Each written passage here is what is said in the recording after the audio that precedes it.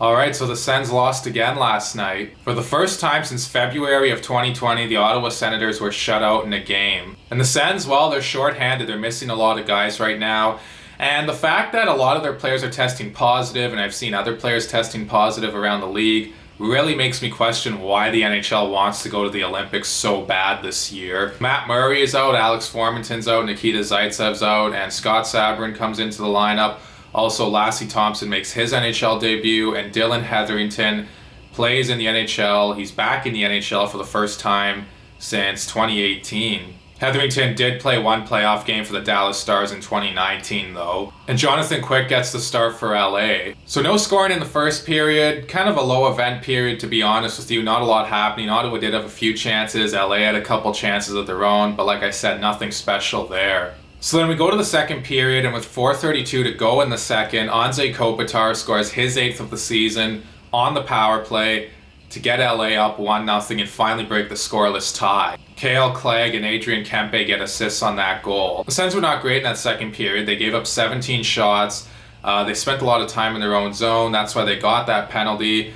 Nick Paul did not clear the puck out on that Kings power play.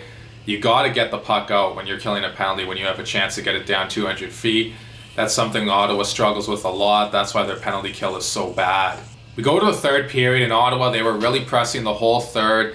Chris Tierney hit a post, a lot like the Nick Paul hit post against Tampa Bay. It looked like it went in. I thought it was a goal, but the refs wave it off. It's no goal. It's still 1-0 Los Angeles. And then with 3:10 left in the third, Philip Deneau gets the puck to Alex Edler.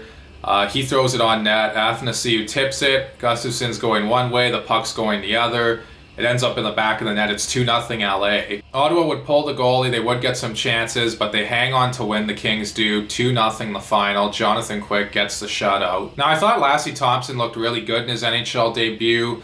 He moved the puck well, he defended well, he made some really good defensive plays. I thought Dylan Hetherington looked pretty good for a guy who was not expected to play in the NHL this year. He's definitely a depth defenseman, without a doubt, nothing higher than that, but he looked really good out there last night. Okay, now I want to talk about the NHL going to China for the Olympics for a little bit here. It does not make any sense to me at all why the NHL would do this, because you still have a lot of players testing positive. Obviously, with the situation with Ottawa here shows that. Not just the Sens, though. There's been other teams that have kind of gone through a COVID spell this year. Pittsburgh is another team that comes to mind. But yet you want to go overseas to play in the Olympics. I'm not even that comfortable with them having the All-Star game, because all the players from different teams mingling together.